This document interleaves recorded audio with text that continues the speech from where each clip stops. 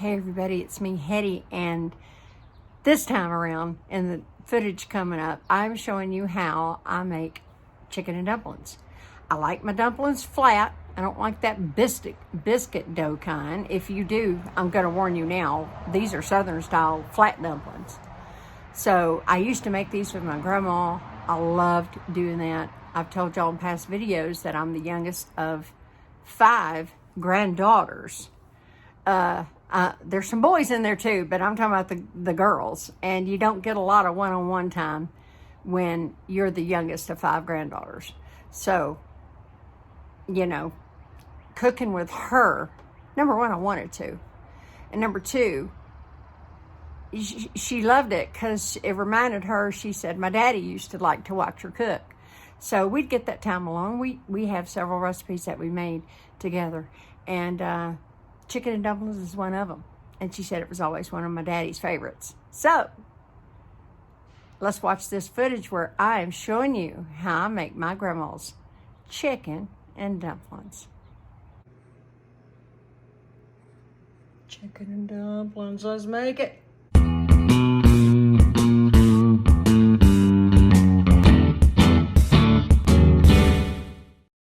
Very fast recap of how I do my chicken. The link will be below in the description. Cover your chicken with water. Add in your celery and onions. You got to flavor your food, guys. Add your spices. There it is. Bring it up to on high heat, up to a rolling boil. Cut it down to a simmer like that. Look how tender. Pick it clean.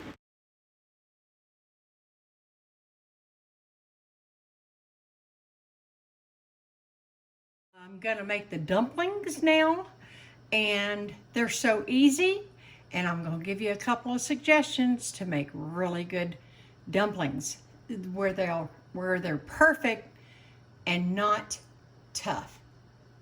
So let's get on it. In this bowl, I have 3 cups of cake flour. Yes, I said cake flour.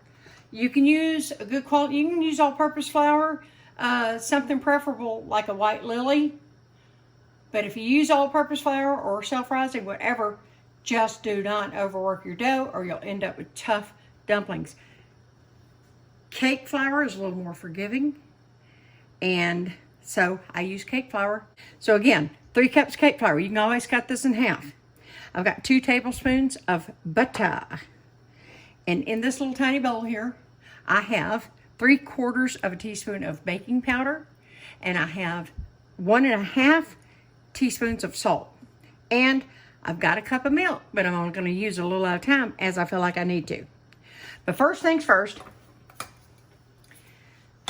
and again, I'm working around tripod, everybody. I'm going to come in here.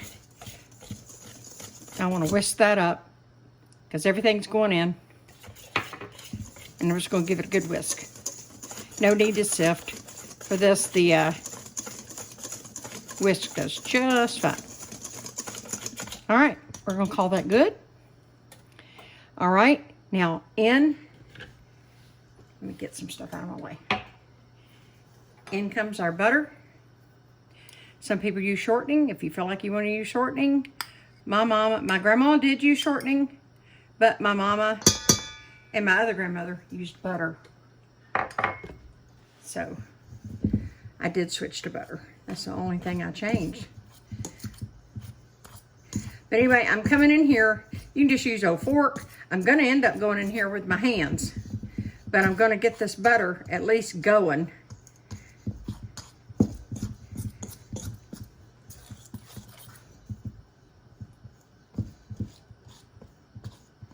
This is a blending fork. They're good to have. I use them for little things like this, but I'm not an exclusive user, as you can see. But pastry blenders just suck. I'm sorry. I've just never been a pastry blender fan. They get, in those grooves, they get gunked up and stuff. So anyway, this is better, but I'm going to end up going in with my hands. That I can promise you. All right. Speaking of going in with my hands now, let's see if I can't do this with the tripod. All right. I'm coming in. I just want to show you. I'm picking up some. I know the butter's there. And I'm just kind of coming in and running it through my fingers. We're not making biscuits, folks, so we don't want pea size. We want it finer than pea size. So just keep that in mind. You're not making biscuits, you're making dumplings. They're not hard to make. Might take you a time or two.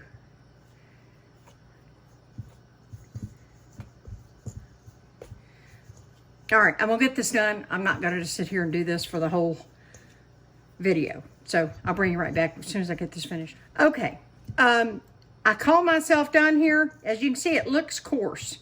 And that's because that butter has been cut up. I don't think I have any hunks in there. To my knowledge, I kind of ran through over and over.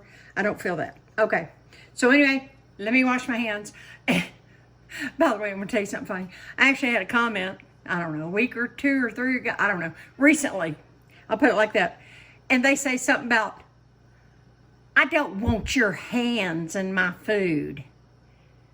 I guess it's some video where I used my hands. Well, number one, my hands couldn't be any cleaner. I probably washed them 3 times right before the video started. So, having said that, I laughed to myself thinking, wonder how many times this woman's eaten food that people had their hands in. Unless she's been cooking for herself since she was 0 years old, I guarantee the woman's had hands in her food. So, anyway, people need to get over that.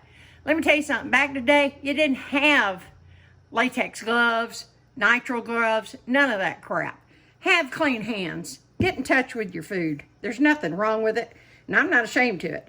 I mean, I use my hands. When you do see me wearing gloves, I'm usually being nice for y'all, because in reality, I don't. So anyway, I'm going to shut up rambling. Gonna go wash my hands. I'll be right back. Alrighty. Clean hands, clean hands. All right, we're gonna move on to the milk stage. So since I've already been using this fork, I don't really normally use this, but you don't just want to dump all your milk in. You may need it. Sometimes you need all of it, and sometimes you don't.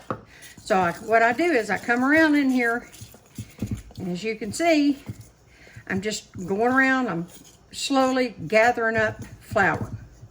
And we'll keep adding milk until, you know, 99% of our flour has been gathered.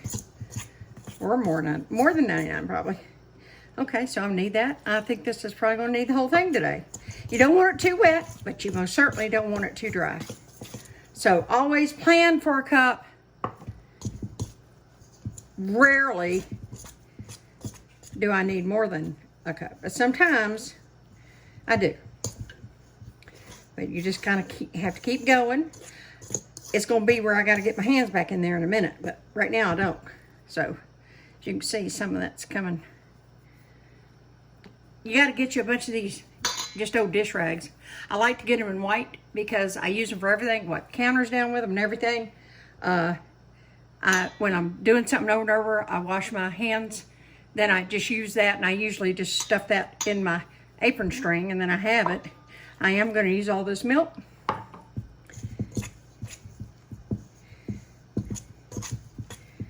Not sure. I don't think I'm going to need any more, but to know for sure, I'm going to have to just get in there in my hands. So again, yeah, my hands are going to be in this food. So as you can see, I'm just going around. I'm pressing in. I'm trying to get all the rest of this dough out, flour gathered up. That's what I'm trying to do. This is soft. It's not going to be hard.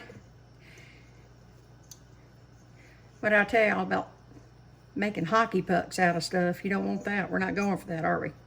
All right, so I'm going to just run my hands around here and let me, again, clean my hands. And I do this when if I wasn't on camera, I'd be doing the same thing. My sink's right here. I'm just going to reach over and wash them without boring y'all to death.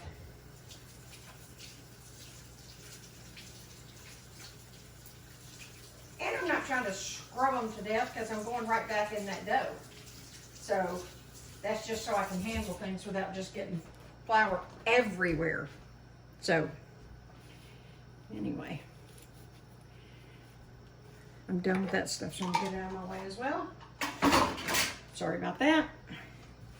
All right, now what I have here, if I can reach around this tripod, is I've got, I don't know, half, 3/4 cup of cake flour in here.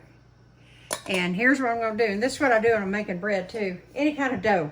Any kind of dough, whether I'm using all-purpose flour, bread flour, whatever I'm using. So I just use this. I have a sifter, but it's just easier just to do this. All right, doing that. I'll keep that there in case I need some more. And I'm going to after I get this dough out. So I'm gonna turn this dough out onto this flour. And then I'm gonna go in, just try to grab just that little bit. As you can see, there wasn't much left in there, but I am gonna take this out and just smush it in there. All right, done with him, I'm gonna move him out of the way. Okay, and I'm gonna come back in with a little light dusting. I'll probably need more, but I'm gonna start with this. Move this rag out of my way. All right, here we go. Again, clean hands. Want me to tell you again? Clean hands. Now, the key is do not overwork your dough. I see people in there kneading like they're making a loaf of bread. Well, in a dumpling case, the more you knead, you don't need that gluten in there. You want nice, tender, light dumplings, you know. So I come in and look, you want this extra flour in there because that's going to also help thicken your broth. And if it's not where I want it to be after my dumplings are cooking, I'm going to make a cornstarch slurry. And if I do, or if you need it, that's easy. It's just equal parts cornstarch and water. Then just mixing it with cold water. And then mix that with a fork and put it in. I've got a big pot going, so anyway. So now I roll mine. I do what they call flat dumplings. This is what my grandma did. It's what both my other grandmother and mama. So, and I'm coming through. I'm gonna roll out thin. I love this rolling pin. It's got different little, you can unscrew this, and it, depending on the thickness you're rolling it out, it does it for you. You don't have to worry about eyeballing it. So anyway, I'm not the best roller outer, folks. So, and I'm working around a tripod, so it is a little awkward. Please bear with me. I'll come back. Let me get this rolled out and I'll come right back. I just wanted to say this too. As you're rolling, you'll need to come back in. You want to add more flour. And what's settled in my bowl, I can dump it back in that sifter if I need it. So anyway, I'm going to continue doing this. I just wanted to show you that I coated this with flour again. Lightly. I didn't bury it. Okay, see you in a minute. Alrighty, rolled out perfectly.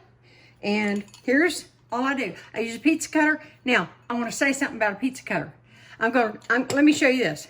You can even use a bench cutter. I use that, you know, to help scrape them up. You can use butter knife. You use the side of a fork. Whatever you want to use. Nowadays, I admit, I use pizza cutter. Somebody told me that years ago. I know everybody does it now, but we all heard it around from some. And I don't cut these perfect. They're dumplings, for heaven's sakes.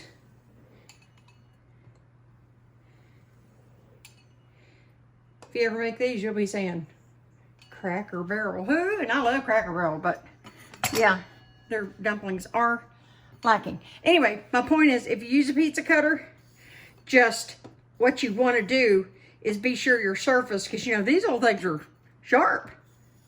So anyway, I'm going to finish cutting these out and I'll show you how to do next. Okay, that's about less than 20 seconds later. And here's what you do. Remember, we've got this flour. You're not trying to get the flour off of them. You want that flour. It helps thicken your broth. So all I do is I bring them in. You can see right here. Yes, I have a mess, but I have all those rags and I use them to clean up. So anyway, look. So I've cut the fresh edges. So just to be safe, I come back in. I got them up off my surface, but I come back in, give them one more toss.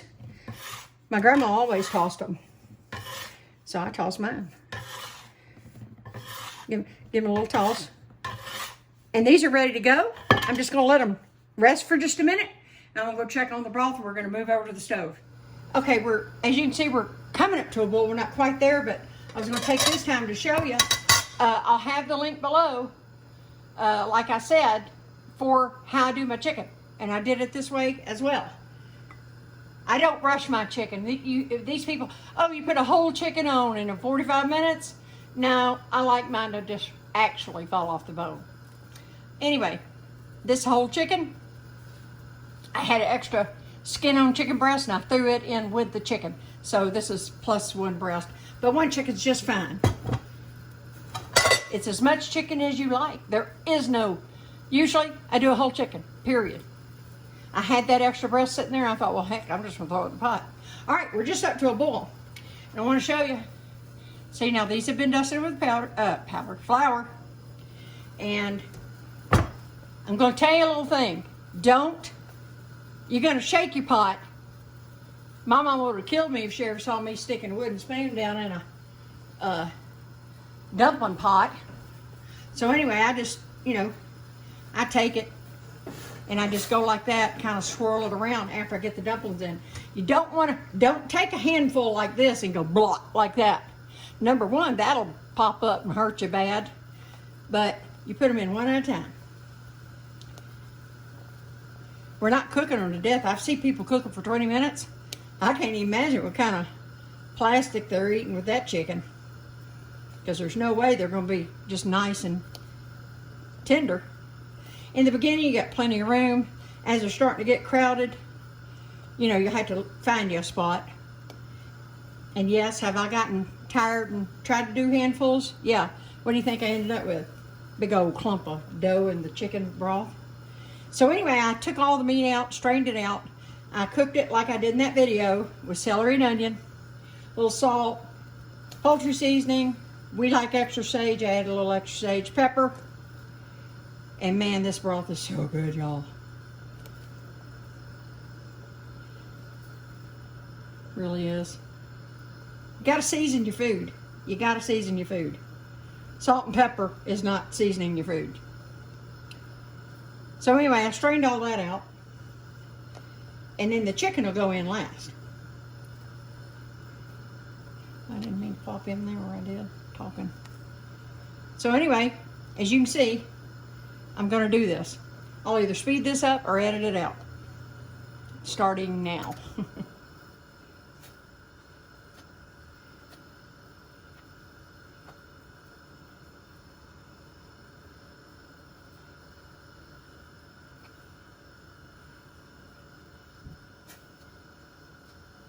Also, I want to mention to you, you can cut your dumplings any way you like them. You can cut them in triangles if you want to. We did squares, so I do squares. I've done rectangles, but a lot of people doing these little skinny half-inch strips. That's not what I call a dumpling. It'll taste the same, I'm sure, if they have a good recipe and they seasoned everything, but it's hard to make chicken dumplings look pretty though.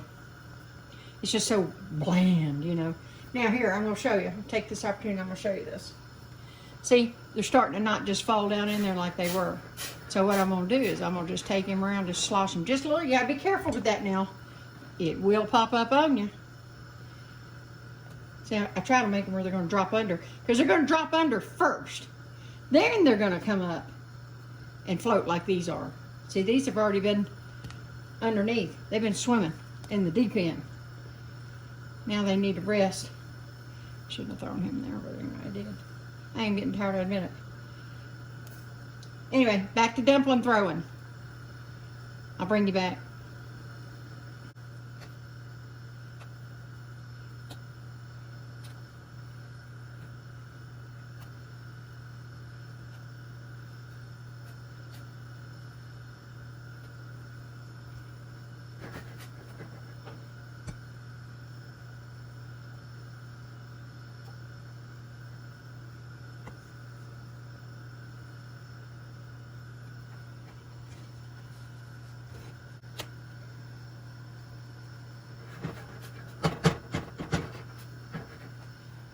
All right, they're all in, and right at 6 minutes, I'm gonna take one out and see how close we are. When I know we're about there, now look, this chicken, in all honesty, I made the chicken in the chicken broth last night. Then I picked that chicken. And then I just put it in a Ziploc bag knowing I was going to use it today.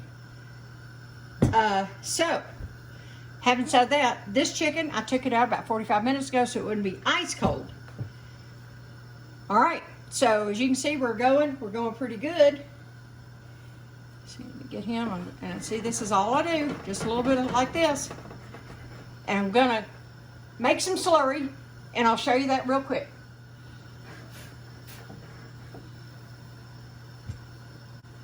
Alrighty, so what I've done is, slurry is equal amounts of cornstarch and cold water.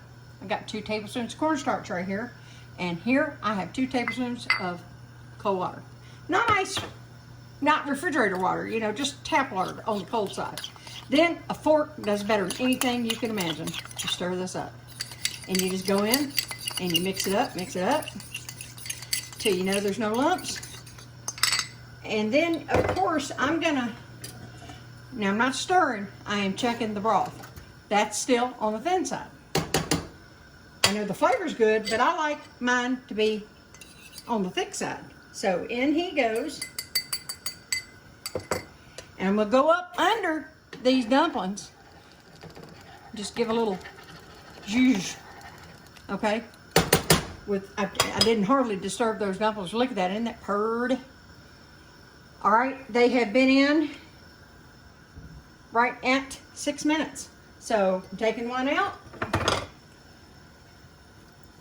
Just gonna stick him in this. I'm gonna take him out. And I don't expect him to be 100% done, but really close. So I'm gonna check. Oh yeah. Ready to put this chicken in. Be careful. Don't burn yourself. In all honesty, that fire is going out. Don't need it anymore. And never put a lid on your pot. You don't need a lid. That can also contribute. It can be a contributing factor of, y'all know I've been thinking about my mama a lot. This was her dumpling spoon. Now look here, this is done. And I want to show you how it's thickening up. I'm gonna let it stand just a couple minutes. Because see, this is hot and I don't want the dumplings. They are gonna keep cooking a little bit. That's why there's no fire under that. Okay, so when I come back, I'll dish you up some. I'm gonna go do some cleaning up for a second where I got that flour mess. Okay, now look here. I come in with my spider web strainer thing and I pull up through the bottom and get all that chicken in there. Now I want some dumplings. Gotta come in and get me some dumplings. Nice, nice. Now, I have some pepper in here, but look, it's not dumplings without extra pepper. So, let me get some pepper. In fact, I'm gonna move you over to the other table and get vegetables. Let me finish making you a plate. I'll be back. Yum. My husband likes extra pepper. That's why there's extra pepper on that one. Look at that. That's a good eating plate.